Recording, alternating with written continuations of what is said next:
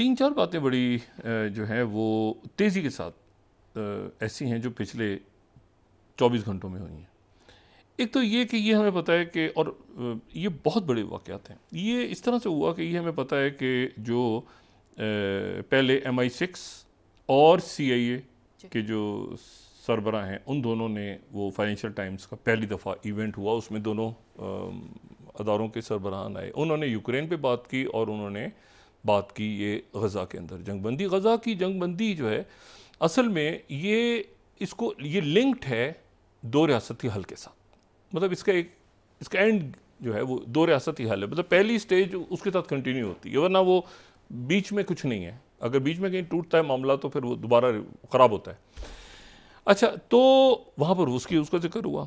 फिर उसके बाद जो है वो सेक्रेटरी ब्लिंकन आए बरतानिया और एक स्ट्रेटजिक डायलॉग हुआ उनका और जो फॉरेन सेक्रेटरी हैं ब्रिटेन के उनका। फिर वो दोनों शख्सियात जो फॉरेन सेक्रेटरी डेविड लेमे और साथ उनके जो हैं सेक्रेटरी ब्लिंकन, वो दोनों फिर कीव आए यानी यूक्रेन। और उसके बाद जो है वो आज किसी वक्त जो है वो जो बरतानिया के प्राइम मिनिस्टर हैं अभी थोड़ी देर के बाद कीर स्टारमर, उनकी प्रेसिडेंट बाइडन से मुलाकात होने जा रही है। ये उनकी दूसरी मुलाकात होगी प्रेसिडेंट बाइडन से वाइट हाउस में। लेकिन उस मुलाकात से चंद घंटे पहले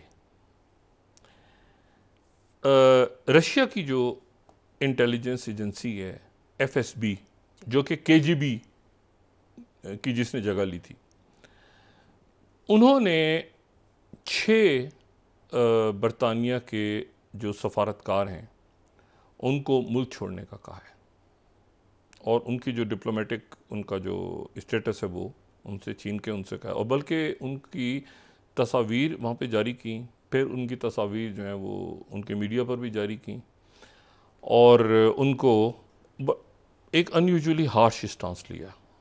और बरतानिया के अनयूजुअली हार्श स्टांस है ये। मतलब इस तरह होता नहीं है डिप्लोमेट्स की पिक्चर्स को, अब कहते हैं मामूली चीज़ है कि 2 डिप्लोमेट्स को कर दिया, मतलब तस्वीरें और चीज़ पूरा।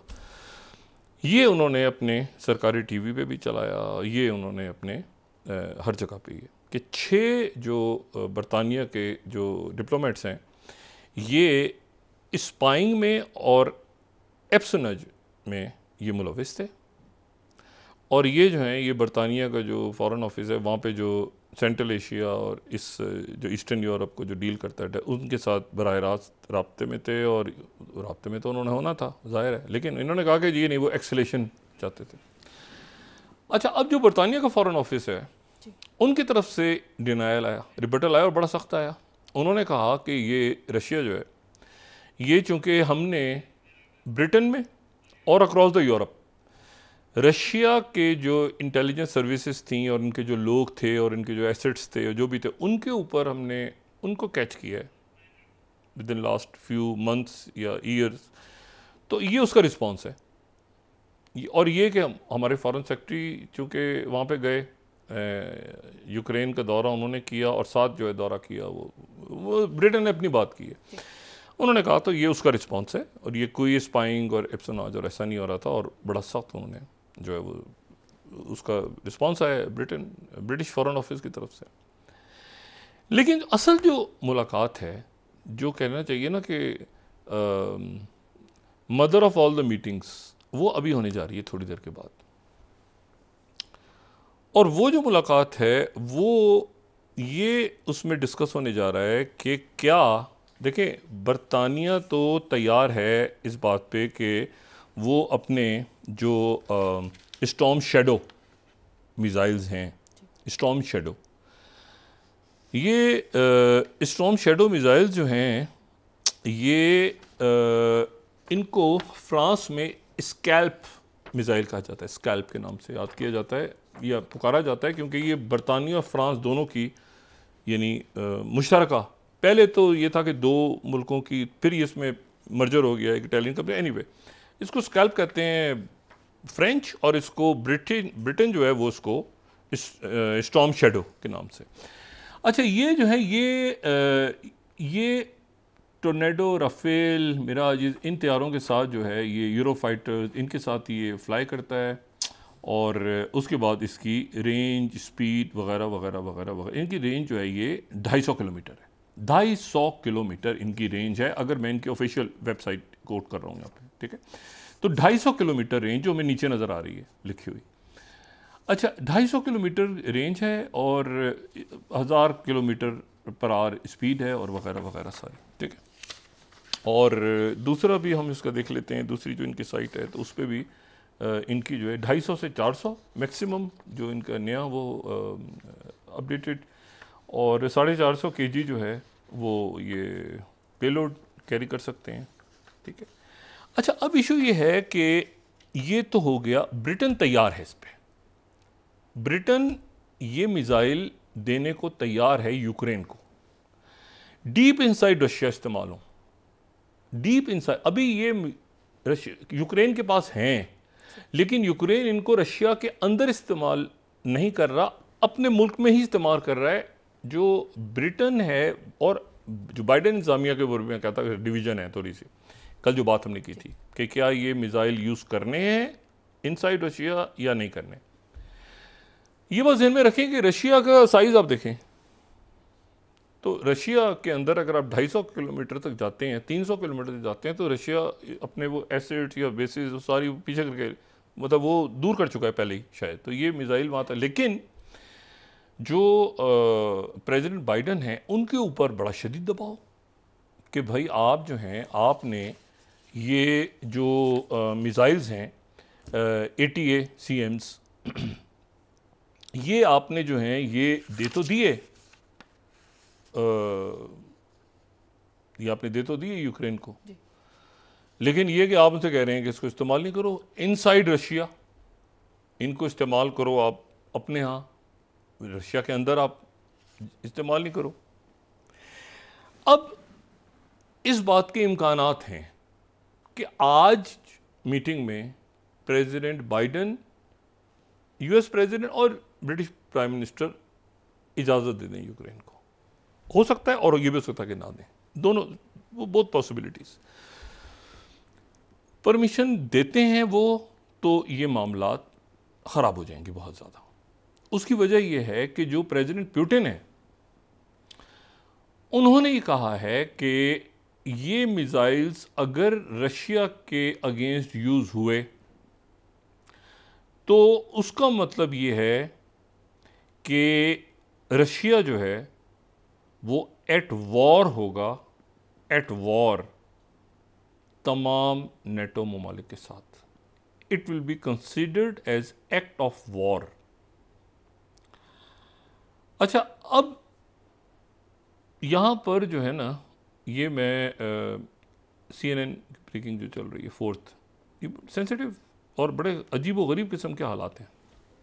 वो कहते हैं कि ये एक्ट ऑफ वॉर होगा, और जो एक्ट ऑफ वॉर का मतलब ये है कि वो ये कहते हैं कि फिर ये एक्ट ऑफ वॉर होगा और सारे मुल्कों के अगेंस्ट फिर कैसे रिएक्ट करना है ये हम बाद में डिसाइड करेंगे, और इसका फ़ैसला रशिया ख़ुद करेगा। अगर जो है ये बड़ी एक उन्होंने बड़ा एक बहुत सख्त उन्होंने जो है ये वहाँ से बयान आया प्रेसिडेंट पुतिन का। अच्छा, और इसी दौरान जो है, अच्छा अब ये प्रेसिडेंट बाइडेन के लिए भी बहुत बड़ा इशू है, क्योंकि ब्रिटेन तो कह रहा है कि आप सपोर्ट करें, मतलब आप नेटो के मेंबर हैं तो आप भाई, यूक्रेन अगर डिफीट होता है यूक्रेन को, या वहाँ से वो निकल जाता है दोनबास का इलाका, तो इसका मतलब, और बाकी जो ईस्टर्न यूरोप के मुल्क हैं और फिनलैंड, और वो कह रहे हैं कि भाई रशिया तो फिर आगे फिर कैसे रहेगा मामला, कैसे यूरोप कैसा बनेगा। तो प्रेसिडेंट बाइडेन पे प्रेशर है, लेकिन साथ ये भी है कि ये एक्सकेलेट हो जाएगा, ये पूरी जंग एक नई शक्ल इख्तियार कर लेगी अगर ये मिसाइल्स जो हैं UK और US के मिसाइल्स इनसाइड रशिया गिरते हैं जाके। क्योंकि ये जहन में रखें कि यूक्रेन नेटो का मेंबर नहीं है और यहाँ आर्टिकल 5 रिवोक नहीं होता, मतलब जो यूक्रेन की मदद हो रही है वो तो उस सूरत में है ना कि आप अगर आपने हमला कर दिया यूक्रेन पे, तो आर्टिकल 5 रिवोक हो गया नेटो का, तो सारे मुल्क आ गए बचाने के लिए। एक तो ये बात है। यूक्रेन जो है वो नेटो का मेंबर नहीं है, तो आर्टिकल 5 रिवोक नहीं होता। अब आर्टिकल 5 रिवोक नहीं होता तो कैसे अटैक होता है रशिया के ऊपर, ये एक सवाल है। रशिया का तो पड़ा यूक्रेन से चल रहा है, ये एक सवाल है कि फिर उसका कैसे, उसकी मतलब उसको एक लीगल भी तो देना है ना, कोई ना कोई सिलसिला। तो इसके ऊपर अब नेटो में भी तकसीम हो सकती है, लेकिन बहरहाल प्रेसिडेंट बाइडेन क्या करते हैं। अच्छा, फ्रांस भी तैयार है इस वक्त, मैक्रोन जो है वो वहाँ पर, लेकिन एक सिचुएशन ऐसी है जो इसको एक्सीलरेट करेगी। तो बड़ी सेंसिटिव, बहुत कहते हैं ना, बहुत हसास जगह पे ये मामला चले गए हैं यूक्रेन वाले। पीस टॉक्स वगैरह एक तरफ रख दें, ये जो एकदम एक्सलेशन हुई है ना, ये बहुत ज़्यादा हो गई है। और क्योंकि प्रेसिडेंट पुतिन हकीकतन वो टैक्टिकल न्यूक्लियर लेकर आ जाएंगे उस पर बॉर्डर के, वो पहले कह चुके हैं। और वो जो है ना, वो मतलब यू कैन एक्सपेक्ट, और वो ये जहन में रखें कि आज जो है वो एक एक्सक्लूसिव स्टोरी रॉयटर्स की आई है। रॉयटर्स की एक इन्वेस्टिगेटिव स्टोरी, रॉयटर्स ने बहुत डिटेल के साथ एक स्टोरी राइटर्स की आई है, और वो ये है कि जो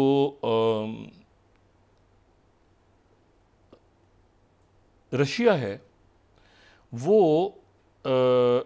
कामाकाजी मिसाइल्स एक ख़ास नौयत के तैयार कर रहा है, ठीक है। और वो जो तैयारी हो रही है वो उसमें चाइना का उसमें इंजन्स वगैरह जो हैं वो चाइना के हैं।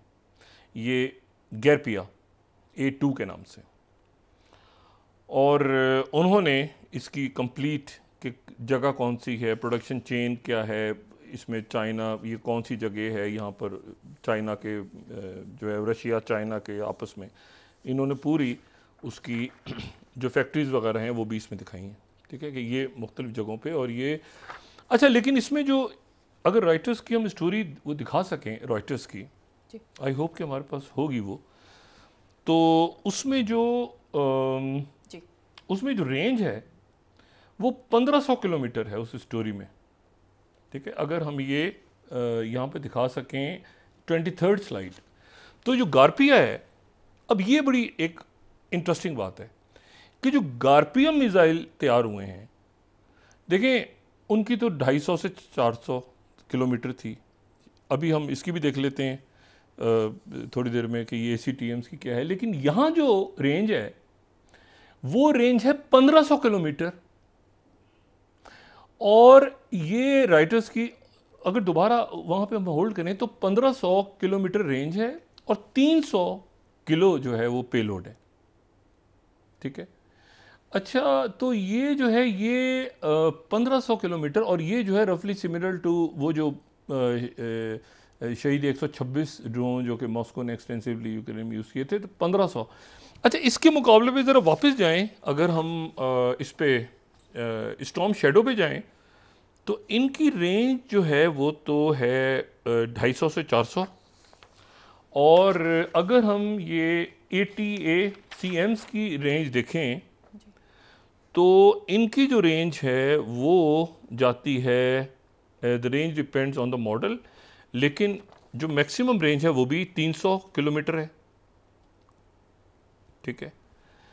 तो अब मुझे इल्म नहीं है इस बात का कि इन मिसाइल्स को इस्तेमाल करने से, मतलब रशिया का साइज़ देखें ना, मतलब रशिया कहाँ से शुरू होता है और कहाँ ख़त्म होता है। मतलब अगर आप वो दुनिया का नक्शा देखें तो आपको ऐसे, एशिया का नक्शा देखें तो आप ढूंढते रहेंगे बाकी मुल्क किधर हैं, ठीक है ना, आपको इतना बड़ा रशिया नज़र आ रहा है ठीक है, और साथ चाइना है और बाकी जो है ना मुल्क। तो बात यह है कि ये मिसाइल जो हैं ये कैसे रशिया में कहाँ तक जाएंगे। मॉस्को तो यकीनन रेंज में होगा, लेकिन ये है कि मॉस्को तो जाहिर है कि यूरोपियन साइड पे सेंट पीटर्सबर्ग और ये सारे जो हैं ये यूरोपीय मॉस्को पे हैं, लेकिन क्या उससे पीछे ले गया है रशिया अपने एसेट्स को। और फिर एक्ट ऑफ वॉर वो कह रहे हैं पुतिन, तो जाहिर है कि वो पुतिन ने कह दिया एक्ट ऑफ वॉर है, तो फिर उसके बाद तो मामला ख़राब हैं। तो इसको एक्सकलेशन नहीं होनी चाहिए।